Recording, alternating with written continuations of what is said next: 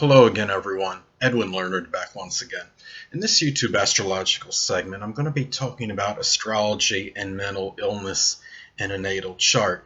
Now, in general, uh, somebody has a mental illness, and I think some things you can look for in a natal chart. And please, people, if I mention some possibilities as far as some indicators, and you say, well, I have this such and such aspect or position in my chart and I don't have any mental illnesses.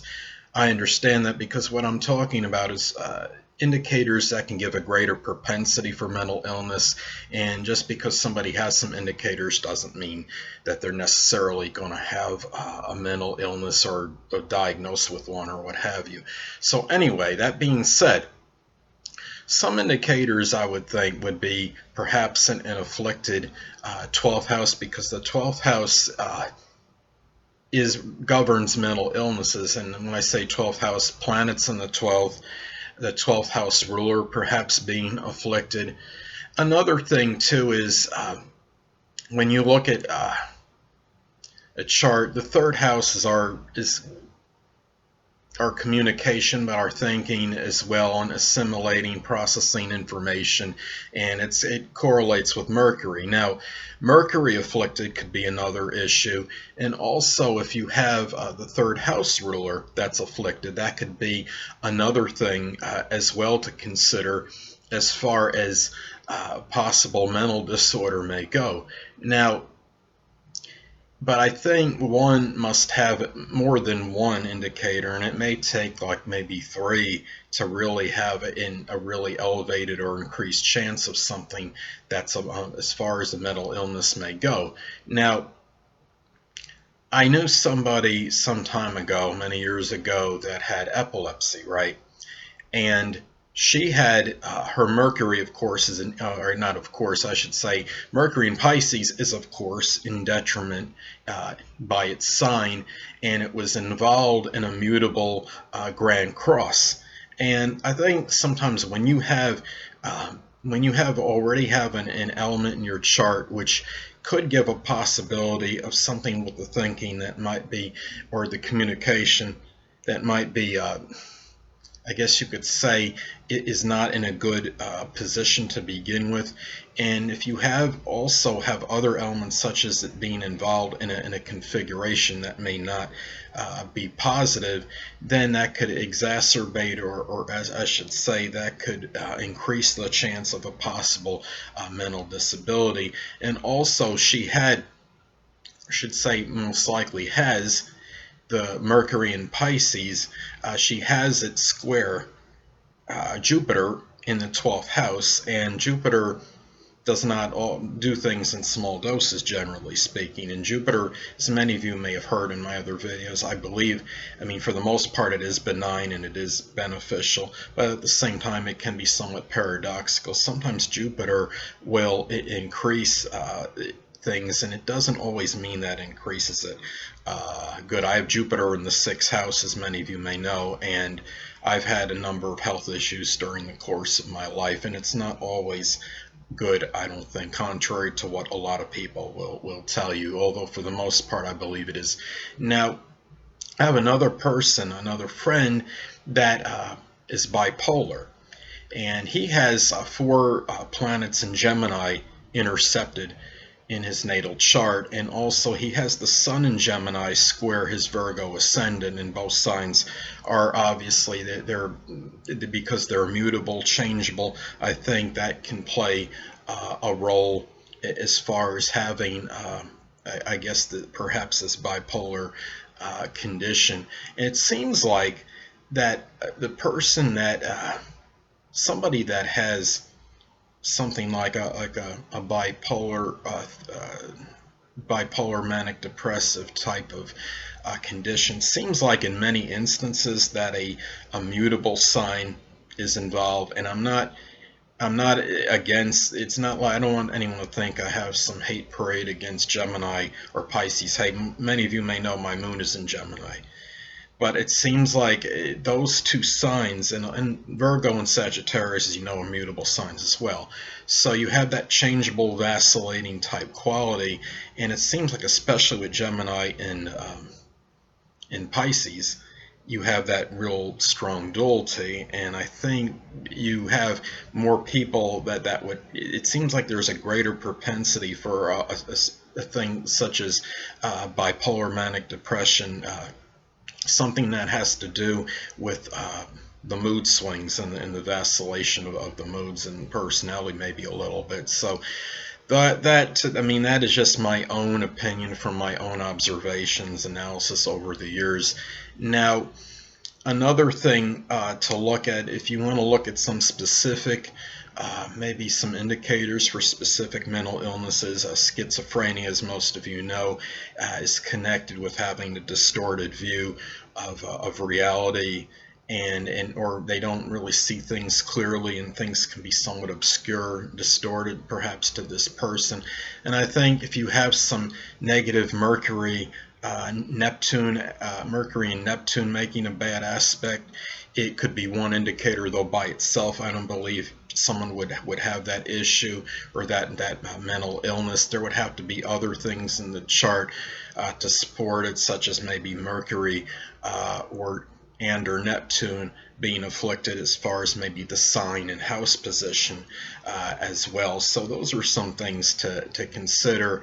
And Mercury, I don't know if I said it before, Mercury in adverse aspect to Neptune, that would be, like I said, that would be a possibility, but you have to have other elements as well. And another thing too is if somebody has, let's say another issue, somebody that has depression, a strong case, could have an Mercury maybe making a negative aspect to Saturn, perhaps the third house ruler makes a negative aspect to Saturn in some cases.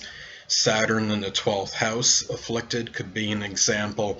Now Saturn in the third could be another example. Someone that has, say, let's say they have Capricorn on the third house cusp and their ruler and Saturn is afflicted and makes a number of adverse aspects, predominantly negative aspects. That could be something else to look at as far as the depression thing may go.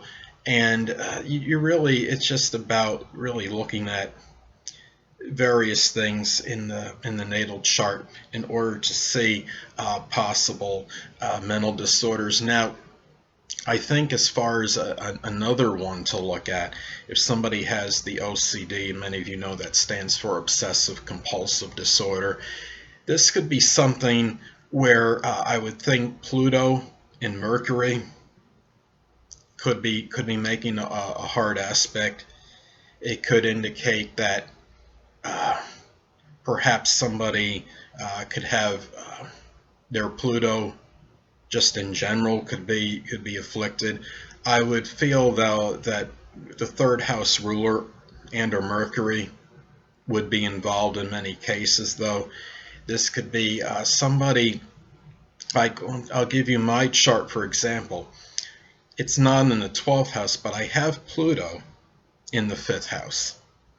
But it's conjunct my 6th house of health. And it squares my Mercury. It makes it's a fairly wide orb. At the same time, do I believe I have an obsessive compulsive condition?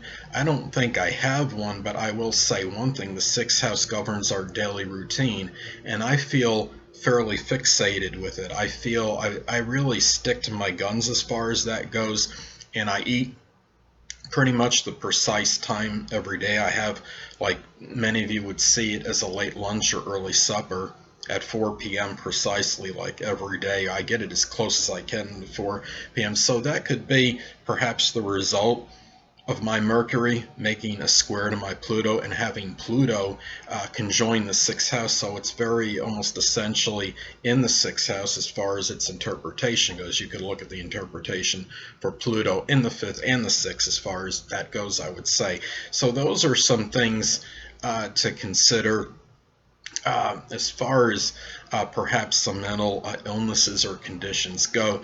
Now, if somebody And anytime somebody has a 12th house and it has multiple planets in, especially, and if those planets are afflicted, that can indicate perhaps a little greater propensity or chance for a mental illness or some disorder there. And we look at this, and somebody has Uranus in the 12th. This can indicate perhaps an unusual mental disorder if this is afflicted and makes a lot of, say, harsh aspects, and say it does something with a negative aspect to Mercury and or the third house ruler. So these are obviously some things to consider when you're looking at something as far as possible mental health goes and condition.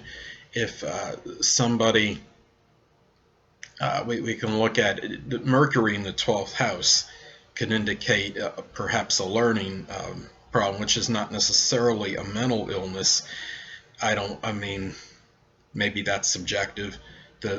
Say somebody has dyslexia, and if their Mercury is afflicted, they have Mercury in the 12th house, and it makes a lot of negative aspects. That could be perhaps a reason for it. This is more of a, I think dyslexia would be considered more of a learning disability, though, and they had other accommodating factors, so to speak, such as maybe Saturn in the third house afflicted, for example. So what I mentioned are some things to consider as far as a mental illness could possibly go. And another thing, another thing I've been pondering is, like, say if somebody has like a social anxiety issue.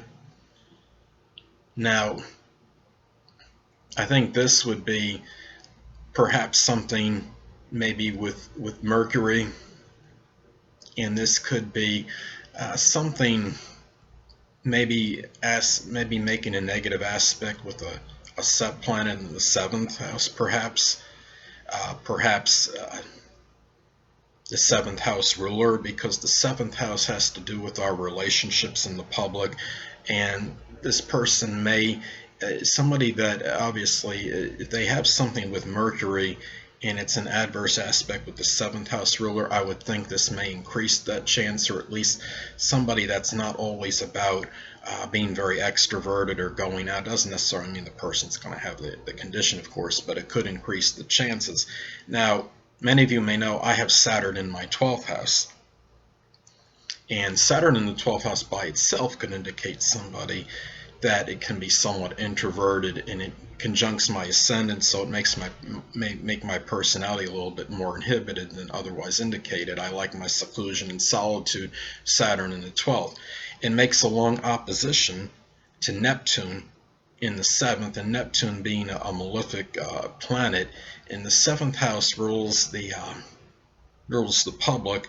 I'm thinking that may have something to do, also a contributing factor to why I don't really like places where a lot of people congregate, or where there's a ton of people at, and I'm wondering if that could be possibly have something to do with it. So those are some things. I don't think I have any strong social anxiety disorder, but I'm very, I guess you could say, the introversion, and I have other things in my chart that obviously indicate that as well. And I'm not the type that likes a lot of people in really prodigious crowds. So I'm just saying that aspect may have something to do with it. Well, anyway, people, that'll conclude this YouTube astrological segment for astrology and mental illness. And stay tuned next time, where I'll be continuing my series on the signs on the house cusps in a natal chart. Two things I want to get with you on before I head out. Firstly, the stars may impel but do not compel. And secondly, never isolate any single astrological element, aspect, planetary placement, position, configuration, influence, or what have you, and make an analysis of a person, astrologically speaking, based on this alone, because astrologically speaking, the person is the sum of all their components in their natal chart, and not just one. Until next time, people, stay well.